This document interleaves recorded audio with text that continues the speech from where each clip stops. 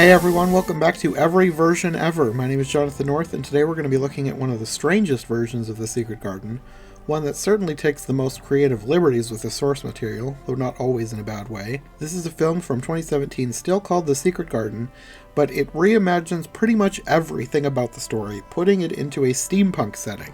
Joining me for this episode is my cousin Sarah, who I was kind of surprised actually wanted to watch this version. This one is definitely not as strange as the Czechoslovakian Alice in Wonderland, which you can find that episode early on in season 1 of the podcast. But this was another situation where I just assumed that this version would be too out there for her, and that I ended up watching it alone. And both times she surprised me and was totally up for it.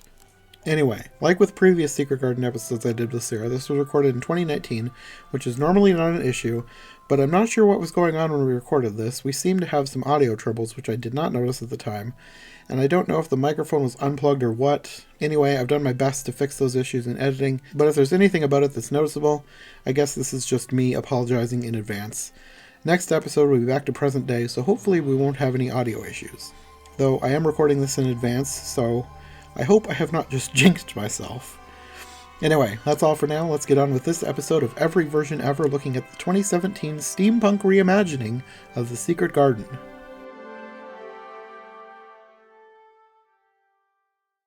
Today we're going to be talking about one of the weirdest versions out there, probably. At least one of the most different versions. Mm-hmm. This one is a steampunk version. We had to do at least one weird version for this. I mean, come on. This one was just, I think it was within the last couple of years. I don't remember the exact year. It'll be in the title and description. But it looks modern, and it has decent special effects, really decent costumes, but the acting is a bit subpar. Okay, this film, maybe this is just homeschoolers, I don't know, but this film is what a bunch of your friends got together and one of them wrote the script and one of them had a bunch of costumes on hand, and then they all got together and acted it out for 89 minutes, and no, it's not going to win an Oscar, but it was okay to sit through. It's okay to watch it. It's okay. We started watching another one, and I just couldn't stand that one very well, so we switched to this one.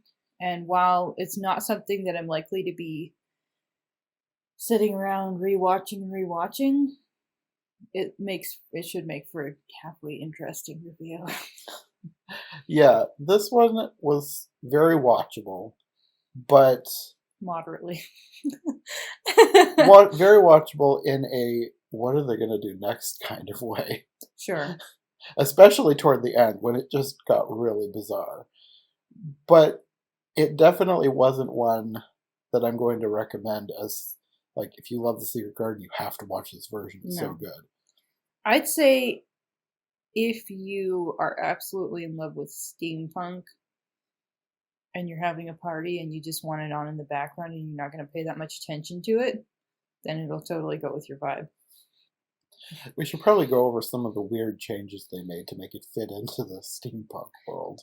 First off, she's going along in like a Little Red Riding Hood type outfit and a gas mask. Which I actually really liked. It seemed like something out of Doctor Who. And he knows all about that. But apparently this was very Doctor Who-esque. So that's another thing. If you like that, you might like this. I felt like watching this, if they had like proper British actors and maybe done like one more draft of the script, this could have fit into the world of Doctor Who. That was another thing that was a little bit odd, because it was like they were keeping some of the tone, some of the structure of the language in the book, but most of them had an American accent. So if you have Martha delivering a line that Martha from the book might have said with this same type of grammar structure, it doesn't sound right with an American accent. Yeah. Like anyway, an American wouldn't exclaim "Cor blimey" in an American accent. That's not something that she said. But like, it's that kind of thing where it's something that it's very British to say, But if an American said it, it would sound very wrong. Right. So Misselthwaite is a factory, not a glorious manor. And A very rundown factory. Like pipes everywhere, spiderwebs everywhere. the only guy who actually has a British accent is Ben Weatherstaff, which is kind of odd.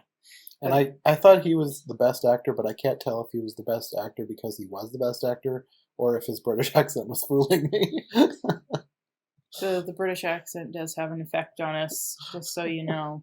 In America, anybody in Britain watching? Yeah.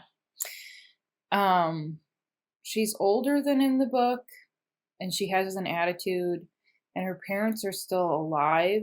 At the beginning. Yeah, but you know what just occurred to me? They never settled whether her parents were ever coming back. They had just disappeared over the ocean. That's true. I assumed that they died, but they never did say for sure. Yeah, which is kind of an important point. People. Well, there were a couple of other things that were kind of important that seemed to leave dangling at the end too, but Yeah, the friends wrote this and they had the costumes and they got together and didn't think through everything. So yeah, the aesthetic is kind of, it's dingy factory Victorian meets not, I guess, electronics, but everything, the steam powered stuff. And I'm only somewhat familiar with steampunk, so this is getting me more familiar. The Robin is like a little flying robot, and there used to be a lot more of them, and he's the only one left. That's one of the things that Mr. Crane got rid of. Now, right off the bat, you're like, well, you might be thinking, how on earth does this work with the secret garden? Well, Lily, Mrs. Craven, but she's referred to as Lily throughout this, even though in the book her name is Lilius. So if you see it written down later, though, it says Lilius. I guess they called her Lily. Which is interesting because there were certain aspects of this story that's really were drawn from the book very strongly. Her garden is a room for her inventions, and she invented mechanical plants that looked like they came from Hobby Lobby. Now, she's a beautiful brunette, and apparently has a lot of trouble having children. And in the scene where she is trapped inside of her inventing room, because this was how she died. She got trapped in there. The Robins supposedly trapped her in there, and that's why there was only one Robin left, because Mr. Craven had them all destroyed or shut down. He said that he blamed them for not saving her. It's like the rooms went into lockdown. This is the story that they give you at the beginning, and he felt that the Robin should have saved her. So basically she gets gassed to death in her garden room. But at the time, in the book, she was expecting a baby. She does not look like she's expecting a baby, but yet Colin exists. And Mary can hear the crying noises, which don't really sound like they're coming from the person playing Colin. No, they sounded kind of creepy and distorted. I thought it sounded like a cat ghost. And Sarah added in heat. So if you know what that sounds like, yeah. Because later on when she finds Colin, he's a teenager like her. I mean, they look like they're like 16 years old. I'm not sure if they were supposed to be 16, because some of the things that they said made me think they were supposed to be playing younger than they were, especially the whole thing with the doll. Like giving her the doll to comfort her is like, I mean, she's 16. I don't know how much this doll is going to comfort her. Actually, that's very accurate to females. Okay. If anybody wants to give me a teddy bear, I'll take it. Oh, yeah. No, Dickens in here, and Martha wants to be her friend, and Martha gives her this doll that was supposedly coming through Dickens. This doll it belongs in a horror movie or something. It looked like a doll from the Ugly Dolls series, except it was too ugly and got kicked out of the Ugly Dolls It's like Club. the Ugly Dolls bullied it out of the group. They shamed it out. Like, there's a limit to ugly, guys, and you're too much. Like, I really wonder how people who love Ugly Dolls would feel about this one, because it has an eye hanging down and it's all filthy looking. It's missing an arm and a leg. Well, one arm is a spring. And it's just, that's not comforting. It might comfort you to burn it and know that it doesn't exist anymore, but other than that... Anyway, it comes into play later, believe it or not. I didn't think that it would. That was one thing I didn't see coming. But one of the things that you learn, the key that the Robin leads her to, because the Robin befriends her, has a little lily on it, and so does the doll, but they're like these little metallic lilies, and that was Lily's maker's mark. Well, later on, when she's with Colin, you see that he has one of those on the back of his neck. So I was already wondering if he was an invention of Lily's rather than being her natural And she thought child. of this before we even saw the maker's mark on the back of his neck. Did I? Yes. They hadn't even gotten in the room yet, and you were like, "See a robot too?" Really? Yes. Oh, I didn't realize I was that far ahead of it. Mind is a funny thing. Anyway. And the doctor is, like in the book, he is a relative of them. Only in this one, he's, has earrings and leather pants and he's evil rather than just being moderately selfish. If you don't want to know how this ends, don't watch this because we're already giving stuff away. Yeah. So we're just going to give everything away. And if you watch it, it's your own fault. Okay, Colin wants to go to the garden room. He wants to get well.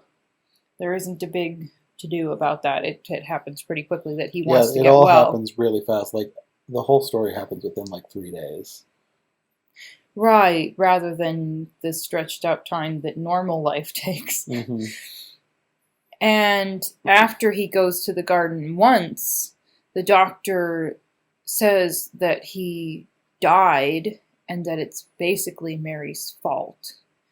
But he doesn't want anybody to go and see the body. Well, she tries to go and see the body before she leaves because she's going to run away now. And she sets the doll down on this empty bed, like the body is gone. Well, she goes and looks at these drawings, these sort of architect-looking plans, inventor's plans, that are posted on the wall, and realizes that Colin is a robot, and rips the little thing off of the wall, gets the doll. Meanwhile, back in another room, I don't know if it's happening at the same time, Dickon repairs the Robin because the doctor has destroyed the last Robin as well. And he's able to tap into the memory of the Robin and realizes that it was the doctor who killed Lily. It wasn't an accident, and he was out to get Colin and presumably Mary and Archie as well so that he could get the factory. I guess I don't know if we mentioned it. He, like in the book, the doctor is Mr. Craven's cousin. And so he would stand to inherit everything. Yeah, that's the point of him trying to kill people off. They manage to find Colin, and he's in this steam-powered chair that they had dug out for him to use. She's fake, getting all this fake emotion, how upset she is. It's very fake. Nobody was a very good crier in this film. Pity. Colin was absolutely ridiculous crying. Anyway, she sets the doll down next to him, and the doll starts like glowing blue. It was like this was the key to him being well and whole For and some being able reason. to walk. And that kind of makes sense if the robot you're inventing is a tiny child, but when I don't get that. But anyway, I wouldn't want to be dependent on a doll for my existence, but hey, there are worse things, I guess. Anyway, he's well and whole now, yippee. And you see the doctor trying to run away, and the Robins heading him off at the pass, and I think Dickon was heading him off at the pass, wasn't he? I think so. And then Mrs. Medlock and Ben Weatherstaff. But he's never actually like put in handcuffs or anything. It's just like, oh, he's been caught.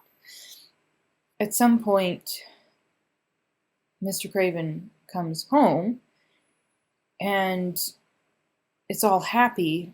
It's basically all happening about the same time. And then he wants to, he's all happy about Colin, and he wants to see every part of the garden. Well, throughout this movie, they treat this garden like, they want to explore. They want to explore this garden or experience this garden or whatever about this garden. And what is this, like a 15 by 15 room? It's smaller than the room we're sitting in, that's for sure. And, like, unless there are a bunch of hidden compartments, there are only so many you could look under every leaf of fake vine that they have, and they were holding, she was like holding up little pots or something. They have these little fake, I'm assuming they were fake red flowers, and it's like the room was not magical. Like, if somebody had had a bigger budget and maybe a little bit broader imagination, having a room filled with mechanical plants, flowers, whatever, could be more interesting. Yeah, but this was the sparsest garden I've ever seen. Like, it would be kind of nice if you were able to grow some plants inside of your room, but it was not like, oh my goodness, this magical garden. That's what the 93 version is. Yeah. Okay. And that's pretty much how it ends. Yeah. So, as I said at the beginning, if you adore steampunk, this might do something for you. And if you enjoy bad acting, homeschool homemade aesthetic. Yeah, if you need the nostalgic trip, then that might do something for you as well. But if you're looking for a really good movie, watch the 93 version. There's no like steampunk, but it's beautiful. Yeah. So yeah, this one isn't really moving or anything. It's just sort of interesting. Yeah. And that's pretty much it. So I'm sure it took a fair amount of work as it was, but... Probably. I'm sure the crew wasn't that big.